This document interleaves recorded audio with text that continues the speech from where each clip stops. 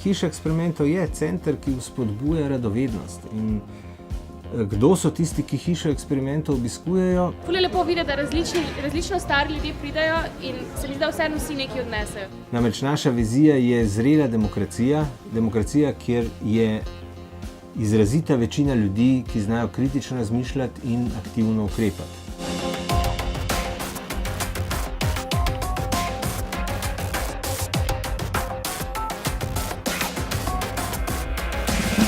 Bistvo družbe, bistvo napredka, bistvo preživetja človeštva pravzaprav tokom vseh teh let je bila radovednost. Radovednost, kreativnost, inovativnost, podjetništvo pelje k zdravi državi. Drugače ne gre. Seveda, če vzpodbujaš vsak člen te verige. Presodite sami, ali si želimo radovedne ljudi ali si želimo ljudi, ki samo blejejo, dajejo volno, dajejo mleko, če tega več ne morejo, pa še malo mesa.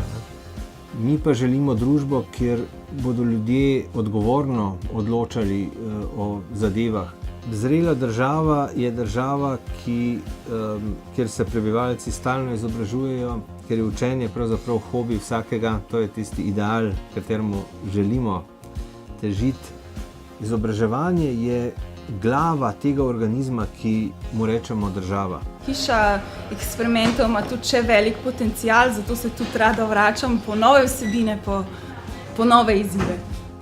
No, če gremo malo na aktivnosti hiše eksperimentov, ena stvar je razvoj eksperimentov. Ti pa izvedi sam. Potem so tudi dogodivščine. Ja, kot demonstrator pomagam ljudem, če se ne znajdejo pri eksperimentih, pa tudi delam tele dogodivščine, ki so znanstveni šovi. Nekateri temu rečejo znanstveni šovi, meni je lepše jazz v znanosti. Družinjenja, tudi ena zelo lepa aktivnost, ker menimo, da premalo kvalitetnega časa družine doživijo skupaj.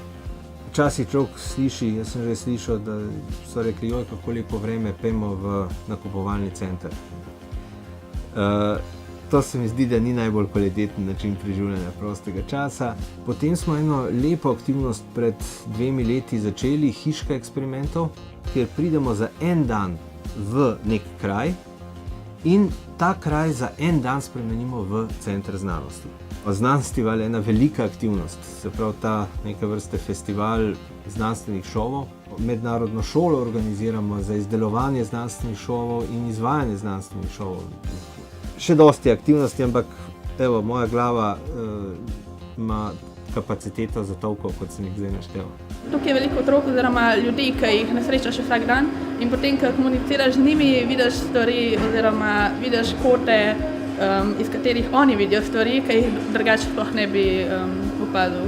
Znanost pravzaprav ni tako zelo pomembna. Pomembna je kot orodje, da ljudi spodbudiš k razmišljanju. Dajmo še kaj najti, še kaj več najti.